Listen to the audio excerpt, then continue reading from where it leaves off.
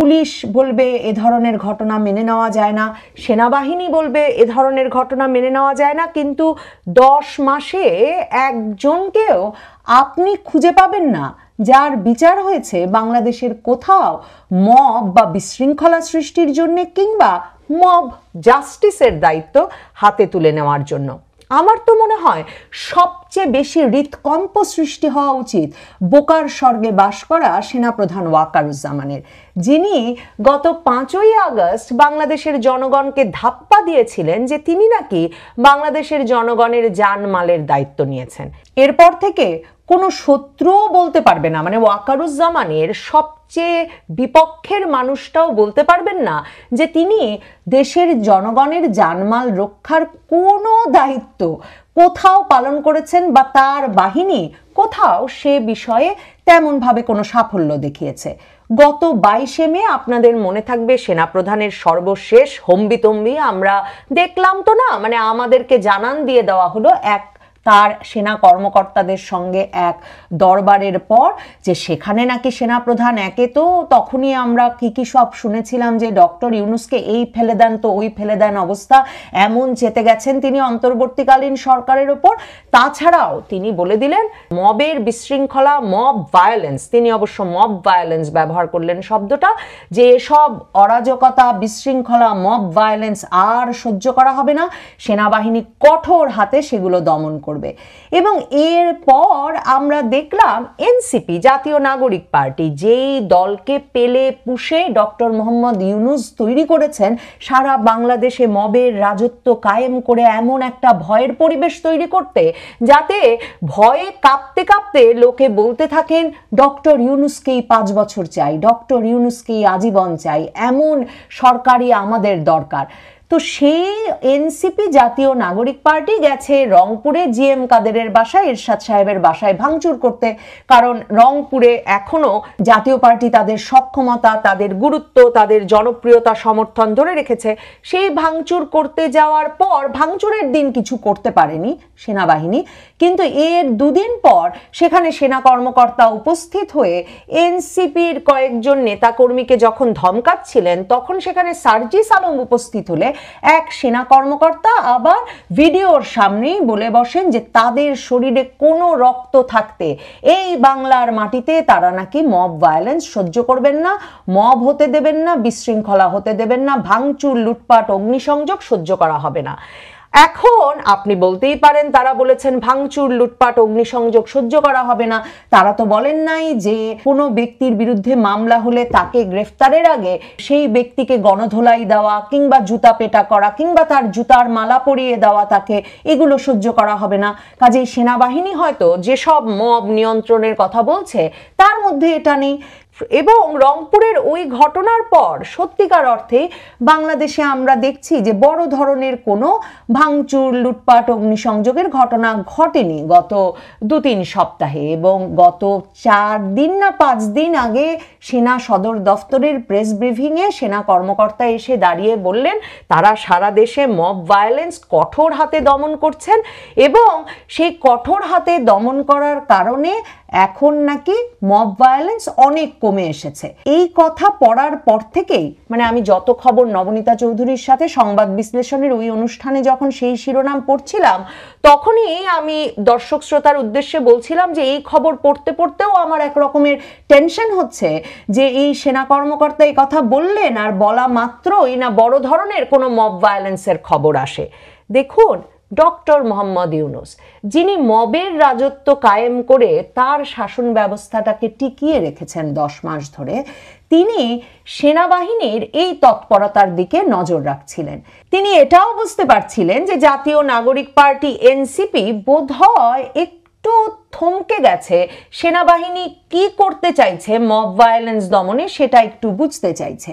এবং সে কারণেই সম্ভবত হাসনাত, আব্দুল্লাহ, সার্জিস আলমদেরকে আমরা গত কয়েক সপ্তাহ একটু চুপচাপ দেখেছি। এই অবস্থায় ডক্টর মোহাম্মদ ইউনূস, এই যে সাবেক প্রধান নির্বাচন কমিশনারের বিরুদ্ধে এই মব কিন্তু একেবারে পরিকল্পিত উপায়ে নিজ দায়িত্বে তৈরি করলেন। কিভাবে দেখুন, লন্ডন থেকে উনি ফিরলেন, ফিরে তিনি ঐকমত্য কমিশনের সঙ্গে সভায় বললেন 2014, 2018, 2024-এর 3 নির্বাচনের প্রধান নির্বাচন কমিশনার, সকল নির্বাচন কমিশনার এবং কমিশনের সচিব সহ যেসব কর্মকর্তারা জড়িত ছিল এসব নির্বাচনে তাদেরকে চিহ্নিত করে তাদের বিরুদ্ধে তদন্ত শুরু করতে হবে। এখন প্রশ্ন আপনার কাছে আমার যে ঐকমত্য কমিশনের সভা থেকে সংবাদ মাধ্যমে এ খবর ডক্টর মোহাম্মদ ইউনূসের বরাতে বেরিয়ে আসলো কেন? মানে সরকার কারো বিরুদ্ধে ব্যবস্থা নেবে, সেটা তো আলাদা করেই হতে পারে। সংবাদ মাধ্যমে এই ঘোষণা দিতে হলো কেন এবং ঐকমত্য কমিশনের সঙ্গে আলোচনায় ডক্টর মোহাম্মদ ইউনূসের এই প্রসঙ্গ এলো কোথা থেকে? সেই শিরোনাম হওয়ার দুদিন বাদেই ডক্টর মোহাম্মদ ইউনূসের নতুন মিত্র দল জাতীয়তাবাদী দল বিএনপি গিয়ে মামলা করলো এই সাবেক প্রধান নির্বাচন কমিশনার সহ নির্বাচন কমিশনার বৃন্দ, নির্বাচন কমিশনের সচিব এবং জড়িত কর্মকর্তাদের বিরুদ্ধে 2014, 2018, 2024 এই 3 নির্বাচনে যারা জড়িত ছিলেন তাদের বিরুদ্ধে থানায় গিয়ে মামলা করলো। বিএনপি একদিকে থানায় গিয়ে মামলা করলো, অন্যদিকে সাবেক প্রধান নির্বাচন কমিশনার নুরুল হুদা, যিনি 2018 সালের নির্বাচনের সময় প্রধান নির্বাচন কমিশনার ছিলেন, তার উত্তরার বাড়িতেই ছিলেন। তাকে যে কোনো সময় পুলিশ গিয়ে গ্রেফতার করতে পারত নিরিবিলিতে এবং সসম্মানে, কিন্তু পুলিশ অপেক্ষা করছিল যে ডক্টর মোহাম্মদ ইউনূস বিএনপির যে মবকে উস্কে দিয়েছেন, তার নতুন মিত্র দলকে যে উস্কে দিয়েছেন, সেই বিএনপির মব কখন গিয়ে প্রধান নির্বাচন কমিশনারের বাড়ির সামনে মব তৈরি করে এমন শিক্ষা দেয় যেই শিক্ষা জাতির ভেতরে একটা হৃৎকম্প তৈরি করবে, আবার জাতিকে একটা এমন ভয় দেখাবে যে সকলেই জানবেন ডক্টর ইউনূসের বিপ্লবী সরকারের পক্ষেই সারা জনগণের সকল সমর্থন আছে। এখানে নির্বাচন কোনো বিষয় নয়, সংস্কার কোনো বিষয় নয়, বিচার কোনো বিষয় নয়, বিষয় হচ্ছে প্রতিশোধ। ডক্টর ইউনূস গত আগস্ট থেকে নিশ্চিত করে এসেছেন এই প্রতিশোধ নেওয়ার পালা যাতে বাংলাদেশে শেষ না হয়, এবং সে কারণে এনসিপি যখন একটু মব থেকে দূরে যেতে বাধ্য হয়েছে সেনাবাহিনীর সরাসরি ধমক খাওয়ার মাধ্যমে, তখন ডক্টর ইউনূস বিএনপি বাংলাদেশের বর্তমান প্রেক্ষাপটের সবচেয়ে বড় রাজনৈতিক দলকে ঘোষণা দিয়ে তার পক্ষে মব পরিচালনায় নিয়ে এসেছেন। ডক্টর ইউনূসের বিরাট সাফল্য। কিন্তু বোকার স্বর্গে বাস করা জেনারেল ওয়াকারুজ্জামান কি ভাবছেন? জেনারেল ওয়াকারুজ্জামান কি ভাবছেন জুতার মালায় তিনি রেহাই পাবেন যখন তাকে ক্ষমতাচ্যুত করা হবে? তিনি কি ভাবছেন এই মবের রাজত্বে সত্যি তিনি বছরের পর বছর, মাসের পর মাস, 2027-এর মাঝামাঝি যখন তার অবসরে যাওয়ার কথা তখন পর্যন্ত তিনি নির্বিঘ্নে তার দায়িত্ব পালন করে যেতে পারবেন, আর এখানে ওখানে সেনা কর্মকর্তাদের সামনে মাঝে মাঝে হম্বিতম্বি করবেন? এটা সম্ভব হবে? সেনাবাহিনী বা সেনা প্রধান বুঝতে পারছেন না যে তার জন্য কি নিষ্ঠুর পরিণতি, কি অপমানজনক পরিণতি তার জন্য এবং তার বাহিনীর জন্য অপেক্ষা করছে।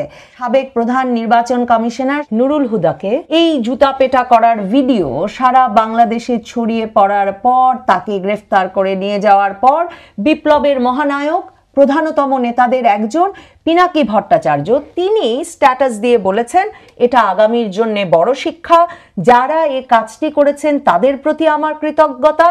বাটপার নুরুল হুদার এমন পরিণতি দেখে যেতে পারাটাই বিপ্লবের সাফল্য।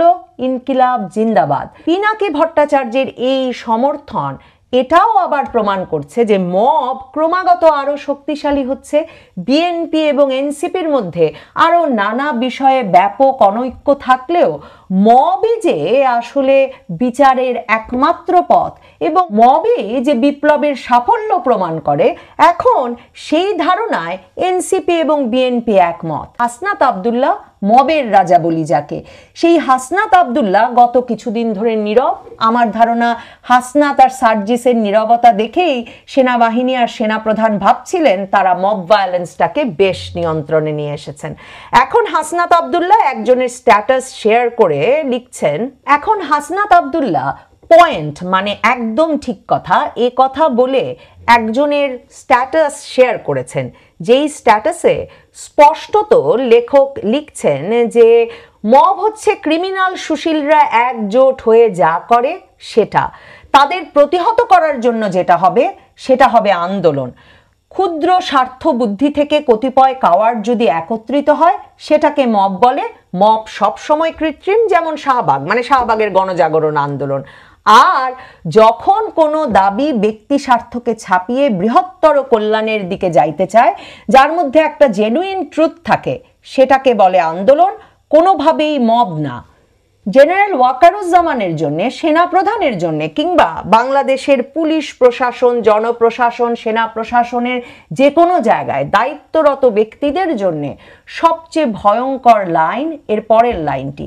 সেখানে এই লেখক লিখছেন, এই মবের মধ্যে যদি ভায়োলেন্স থাকে সেটাকে বলে ইমানসিপেটরি বা মুক্তিকামী সহিংসতা, উল্টাটাকে বলে সন্ত্রাস। তার মানে প্রতিশোধ নিতে বৃহত্তর ঐক্য গড়ে জনগণ যদি মব সৃষ্টি করে এবং তার মধ্যে যদি ভায়োলেন্সও থাকে, সেটাকেও বলতে হবে ইমানসিপেটরি বা মুক্তিকামী সহিংসতা। বোঝেন তো, জানেন তো, জুলাইয়ে তো আমরা মেনেই নিয়েছি যে লাঠি সোটা দিয়ে, দেশীয় অস্ত্র শস্ত্র দিয়ে পিটিয়ে মারা, পুড়িয়ে মারা, তারপর ব্রিজের সাথে ঝুলিয়ে রাখা, দিনের পর দিন সেই লাশ উল্টো করে, এগুলো সবই ছিল মুক্তিকামী সহিংসতা। বর্তমান সরকার ইনডেমনিটি দিয়েছে ওই সব সহিংসতার বিচারের বিরুদ্ধে। আর এটাও নিশ্চয়ই জানেন, জুলাই আগস্টে অনেকগুলো মামলা হয়েছিল দেশীয় অস্ত্র শস্ত্র দিয়ে পিটিয়ে মারার, যেসব মামলায় অনেক ক্ষেত্রেই আসামি হিসেবে চিহ্নিত করা হয়েছিল কোটা সংস্কার আন্দোলনকারী বিএনপি জামাত শিবিরের কর্মীদেরকে। এরকম একটা মামলায় পরে অবশ্য সাবেক আইনমন্ত্রী আনিসুল হক আর সালমান এফ রহমানকে গ্রেফতার দেখিয়ে এজাহার বদলও করা হয়েছে। কিন্তু প্রশ্ন করুন তো, পুলিশ যদি আন্দোলনকারীদের দমনে তখন রাস্তায় থাকে, তাহলে কারা দেশীয় অস্ত্র শস্ত্র নিয়ে পিটিয়ে শত শত ব্যক্তিকে মারছিল যে এতগুলো মামলা হলো পিটিয়ে মারার? সেনাপ্রধান ওয়াকারুজ্জামান? জুতার মালায় সম্ভবত আগামীতে খুব বেশি দিন আপনারা কেউ রেহাই পাবেন না। আপনাদের জন্য আছে আরও কঠোর শাস্তি।